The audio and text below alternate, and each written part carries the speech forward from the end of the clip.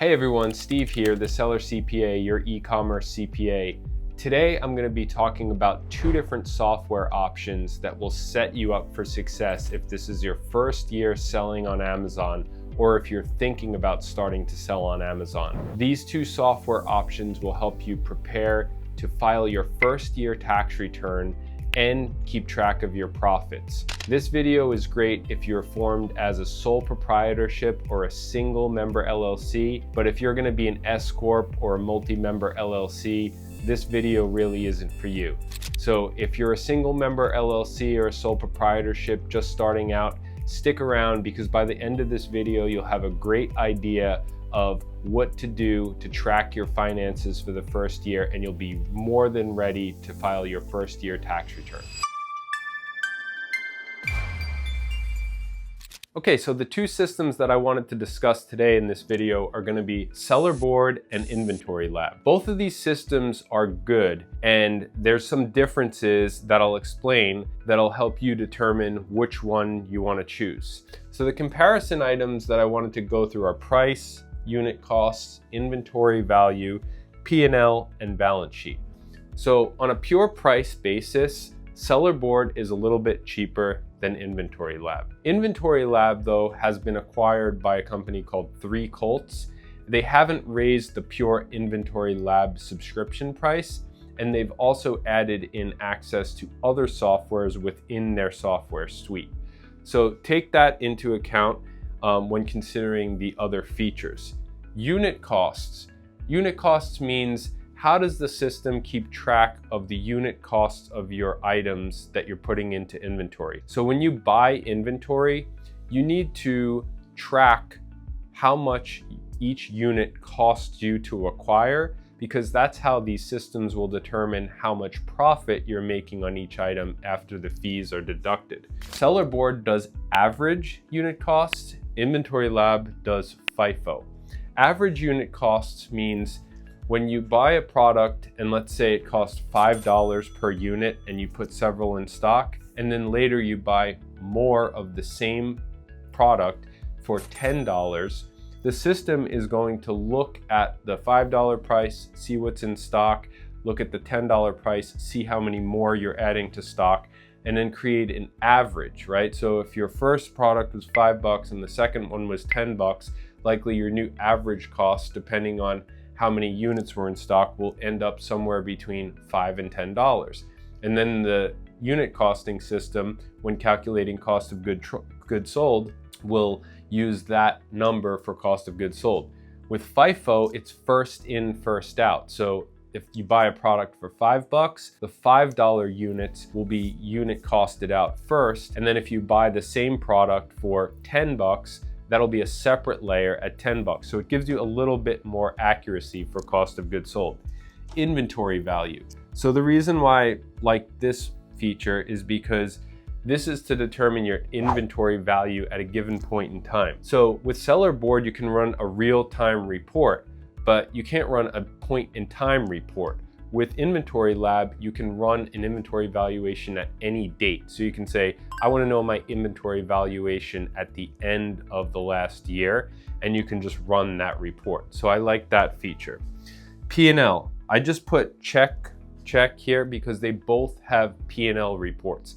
Now, what's the P&L going to have? It's going to have all your Amazon sales, minus your fees, minus your returns, and then it's going to bring in, based on the unit costs, the cost of goods sold, and ultimately give you a gross profit, right? So it's not going to be a net profit because you have other operating expenses, but with both of these systems, you can add in other expenses manually to get a net profit report. And if you do that, you can export that, give it to your tax preparer, and that's what they'll need to prepare your first year tax return as a single member LLC or sole proprietorship. And the last thing I put is balance sheet. So balance sheet, I put X for both because balance sheet is a report in accounting that is very important and certainly something that is needed, especially when you grow your business, especially if you're gonna have some debt involved and you wanna keep track of that. It shows your assets, your liabilities, and your equity. So neither of these are full double entry accounting system like QuickBooks Online or Xero, right? But if you're just starting out, don't try to set up QuickBooks Online by yourself and start using it. You'll need integration software like A2X to pull in the data from Amazon. QuickBooks Online has a system for e-commerce, but I don't recommend it because I just think it has a lot of limitations and it's of questionable accuracy. Those are the overall features of these two systems. If I had to recommend one over the other, I'm partial to InventoryLab. Why? Because when I first started selling on Amazon back in, 2014, I spun up InventoryLab. What I really liked about it is it had a workflow to send inventory to Amazon. And in the workflow, it forced me to add a unit cost. As a good habit, as a matter of practice, I was able to enter my unit costs for every single product before I shipped it to Amazon, and then the P&L will just automatically populate because I've already added my unit cost. So I wouldn't have to worry about going back and figuring out what my unit costs were. So that's why I'm partial to InventoryLab. Also, I think having FIFO is a little bit more accurate, and any date inventory reporting is really valuable. That being said, with SellerBoard, if you have some sales on eBay and some other platforms, I think even Walmart and Shopify now, they're having an integration for that as well. And they have some other features that InventoryLab doesn't have. So I'd say do a trial of both and see which one you like the best.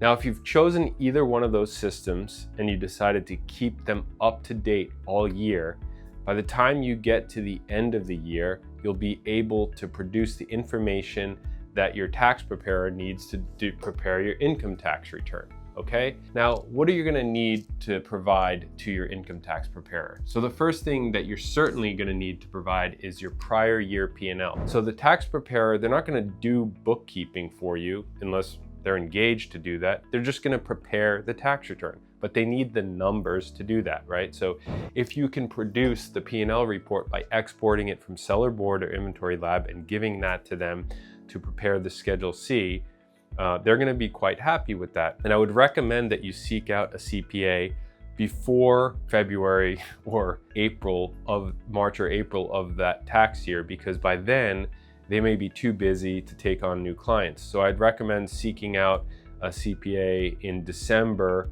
of the first year that you decided to start selling, so that you're well ahead of the game. Get on their list and let them know that you have this information to do the tax return, and they'll be quite happy with that, right? Because nobody wants to work last minute with a client that is not organized. What they're gonna be doing is preparing Form 1040. So 1040 is the one that you normally prepare for any personal income, W-2s, interest income, rental income, dividends, things like that.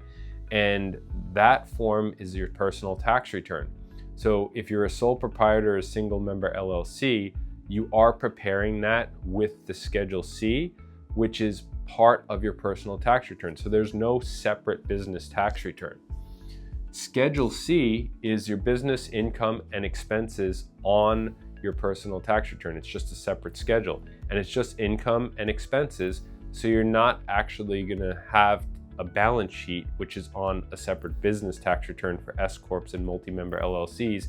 That's why SellerBoard or InventoryLab can be enough in these situations when you're just starting out. And besides the profit and loss that's going to be reported on the Schedule C, there's a couple other things that could be deductions, like mileage. So if you're driving your vehicle for business, make sure you're keeping track of your mileage, and business use of home deduction. So make sure whoever you're working with fully understands how to maximize your business use of home deduction, not just for a home office, but for inventory storage, which is allowable. Once they prepare the tax return, there's going to be an amount due, likely, and in the first year, you usually probably didn't make any estimated payments, but when you're self-employed, you have to make what's called estimated payments.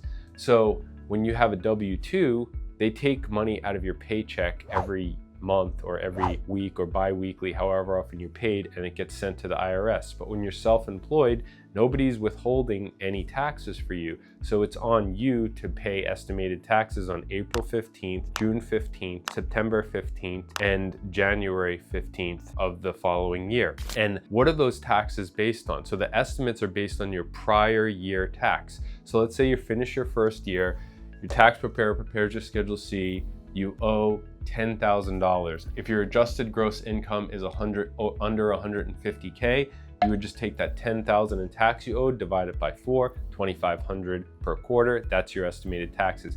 If you make over 150K, well, it's 110% of your tax that you owed in the prior year.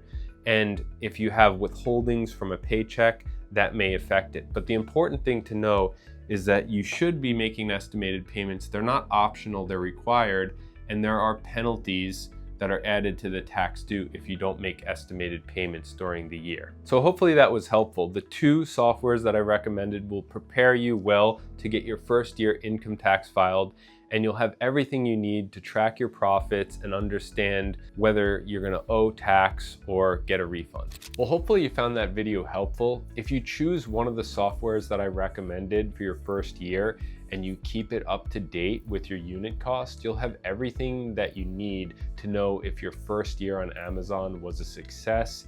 And you'll also have everything you need to prepare your first year tax return. So hopefully if you follow these steps, it'll make your life easier and your CPA's life easier, and you'll have a good financial relationship with them. If you ever need help, you can always go to sellercpa.com and just check out my calendar. I do new client intro calls, and I also do Q&A calls. If you like the information in this video, go ahead and like and subscribe, because I'll be producing more video content just like this on a regular basis.